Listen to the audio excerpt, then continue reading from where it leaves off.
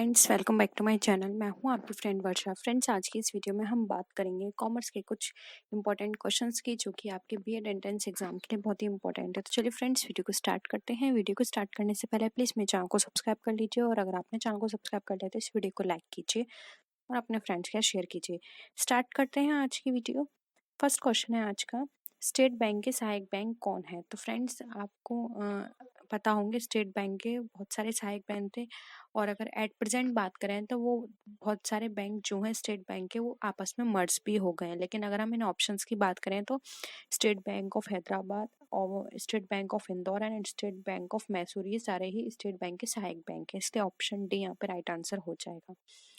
Next question पे आते हैं। M4 में शामिल किया जाता है। अब M4 में क्या शामिल किया जाता है ये डिस्कस कर लेते हैं। उसके बाद हम यहाँ पर M1, M2, M3 की भी बात करेंगे। अगर आप उनको नोट करना चाहते हैं तो आप वो भी नोट कर सकते हैं। तो पहले इसका आंसर देख लेते हैं। देखिए, M4 में यहाँ पर बात की गई है M3 प्लस बैंकों की मांग जमाएं, M3 प्लस बैंकों की समय जमाएं, M3 प्लस डाकघर की बचत जमा, या फिर M3 प्लस डाकघर की समय जमा, या फिर राष्ट्रीय बचत पत्र को छोड़ के। तो फ्रेंड्स, यहाँ पे M4 की बात की जा रही है, तो M4 के अंदर M3 में जो भी चीज सारे इंक्लूड है वो इसमें आएंगी, यानी कि आपको M3 भी पता होना चाहिए। प्लस डाकघर की सारी समय जमा इसके अंदर आती हैं, लेकिन राष्ट्रीय बचत पत्र को छोड़कर, ठीक है, एक्सेप्ट नेशनल सेविंग जो पेपर होते हैं उनको छोड़कर यहाँ पर बाकी सारी जो डाकघर की समय जमा है वो इसमें आते हैं। इसलिए ऑप्शन डी राइट है। अब बात करते हैं M0, जिसको रिजर्व मनी भी बोलते हैं, M1 जिसको नैरो मनी बोलते हैं, फिर आता है M2 एंड फिर आता है M3। तो आप वन बाय वन इसको नोट कर लीजिए। फर्स्ट आते हैं M0, जिसको रिजर्व मनी बोलते हैं। तो फ्रेंड्स, इसके अंदर इंक्लूड किया जाता है currency in circulation plus banks deposit, ठीक है, with the RBI plus other deposit with RBI, यानी कि जो उस टाइम करेंसी सर्कुलेशन में होगी वो, उसके साथ साथ जो भी बैंक डिपॉजिट होगी आरबीआई के साथ में वो, एंड थर्ड आएगा अदर डिपॉजिट, जो कि अदर डिपॉजिट है आरबीआई के साथ में। ये तीन चीज MO यानी कि रिजर्व मनी के अंदर आती है, ठीक है। अब हम बात करते हैं किसकी, 1 की। तो देखिए, M1 जिसको नैरो मनी भी बोलते हैं, इसमें आती है, मैं शॉर्ट में लिख देती हूँ, currency with the public plus demand deposit with the banking system plus other deposit with the RBI, ठीक है। क्या है, currency with the public plus demand deposit with the banking system plus other deposit with the RBI, ठीक है। अब आता है M2। M2 में क्या क्या शामिल है? M2 में आता है M1 प्लस, यानी कि M1 की सारी चीजें, plus saving deposit of post office savings bank, saving deposit of post office, कौन से, सेविंग्स बैंक, ठीक है, post office of saving banks. ये M किसका, 2 का पार्ट है। अब आते हैं हम M3। M3 को क्या बोला जाता है, ब्रॉड मनी। नोट कर लीजिए, M3 को बोला जाता है ब्रॉड मनी। इसके अंदर आता है M1 plus time deposit with the banking system, सिर्फ इतना, जो कि आप यहाँ पे देख भी रहे होगे, time deposit with the banking system, ठीक है। अब ये हो गई M3। अब आता है M4। तो M4 में आता है हमारा M3, यानी कि M1 plus time deposit with the banking system, ठीक है।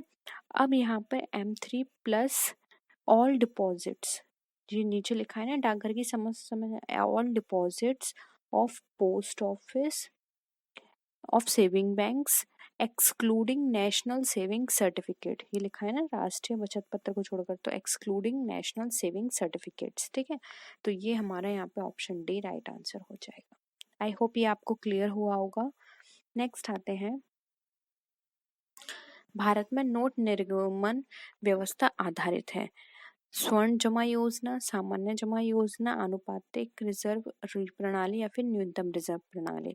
तो फ्रेंड नोट निर्गमन यानी कि हम यहाँ पे बात करें मनी इशू की, तो वो किस पे आधारित होती है? वो आधारित होती है हमारी न्यूनतम रिजर्व प्रणाली यानी कि मिनिमम रिजर्व सिस्टम पर। ठीक है, तो ऑप्शन डी राइट है।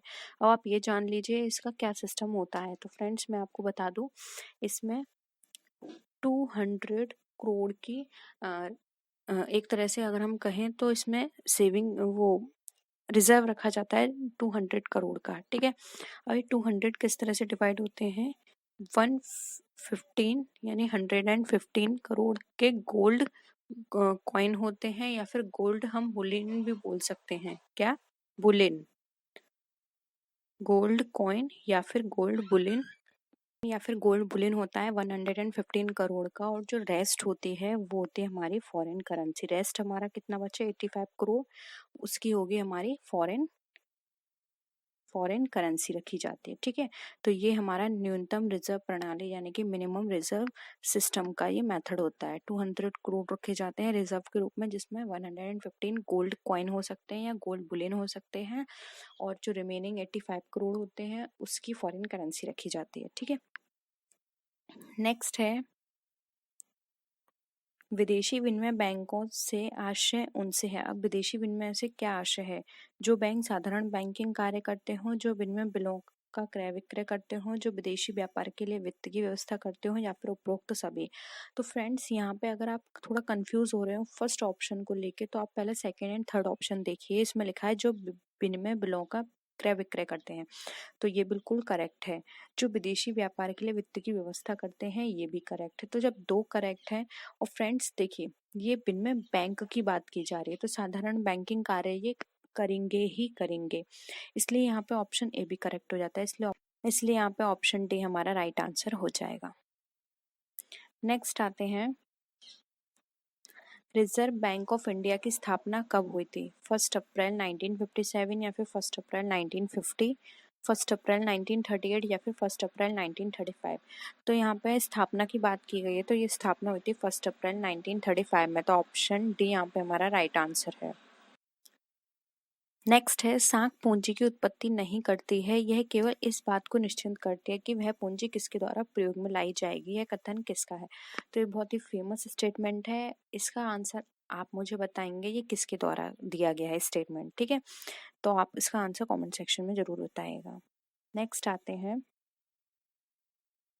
भारतीय औद्योगिक वित्त निगम की स्थापना कब की गई? 1 जुलाई 1948, 2 जुलाई 1948, 1 जुलाई 1938 या फिर 6 जुलाई 1935 में। तो यहाँ पे फ्रेंड्स बात करें भारतीय औद्योगिक वित्त निगम की, तो फ्रेंड्स भारतीय औद्योगिक वित्त निगम, जिसको इंग्लिश में industrial finance corporation of India limited भी बोलते हैं, इसकी स्थापना की गई थी 1 जुलाई 1948 को। तो ऑप्शन ए यहाँ पे हमारा राइट आंसर है। अब फ्रेंड्स अगर हम बात करें इसके ऑब्जेक्टिव की, तो इसका मेन ऑब्जेक्टिव ये है कि जो भी हमारी इंडस्ट्री है उसको मिडिल टर्म, या फिर हम ये बोल सकते हैं जो हमारा जो एक होता है शॉर्ट टर्म, एक होता है मीडियम टर्म, और एक होता है लॉन्ग टर्म। तो ये हमें medium and long term loan provide करती है, ये शॉर्ट टर्म लोन प्रोवाइड नहीं करती है। ठीक है, तो आप यहाँ पे मेंशन कर सकते हैं medium term and long term, ये दो तरह के लोन हमें प्रोवाइड करती है। किसको? इंडस्ट्री को। आप नाम से भी देख सकते हैं, औद्योगिक की बात की जा रही है तो इंडस्ट्री को प्रोवाइड करती है। ठीक है, तो आप इससे भी अंदाजा लगा सकते हैं। नेक्स्ट है, भारत सरकार का विदेशी ऋण लगभग कितना है?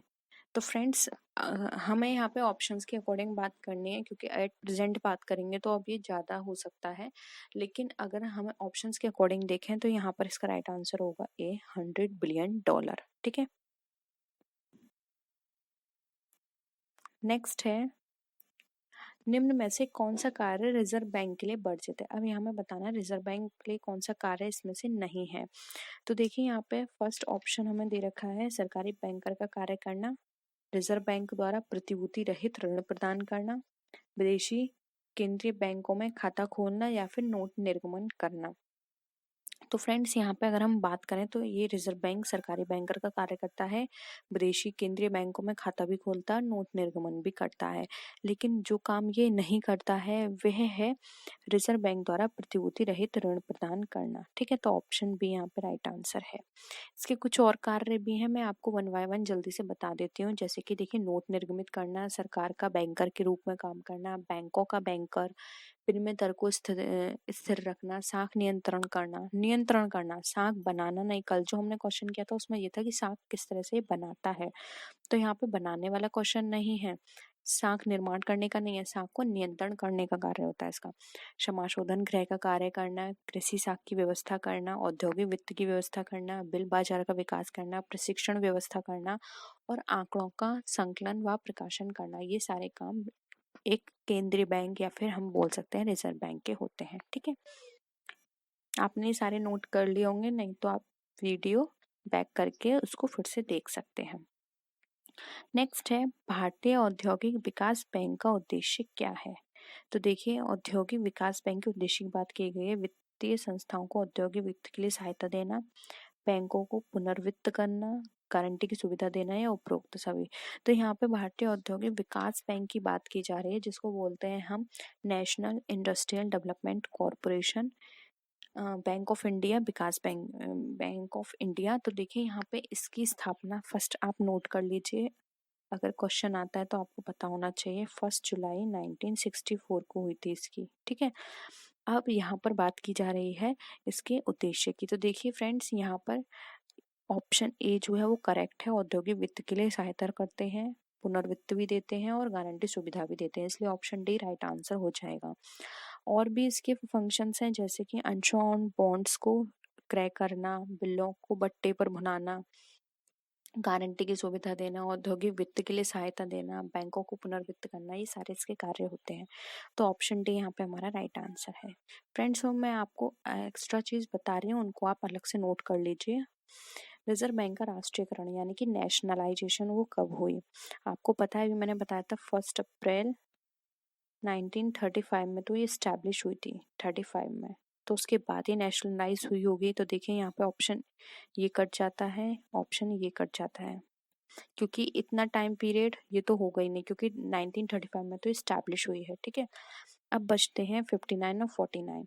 तो फ्रेंड्स, जब हमारी कंट्री इंडिपेंडेंट हुई थी उसके कुछ सालों बाद इसका नेशनलाइजेशन कर दिया गया था, तो आप इससे याद रख सकते हैं 1 जनवरी 1949 को इसको नेशनलाइज कर दिया गया था, 2 साल बाद। ठीक है, तो ऑप्शन बी यहाँ पे हमारा राइट आंसर हो जाएगा।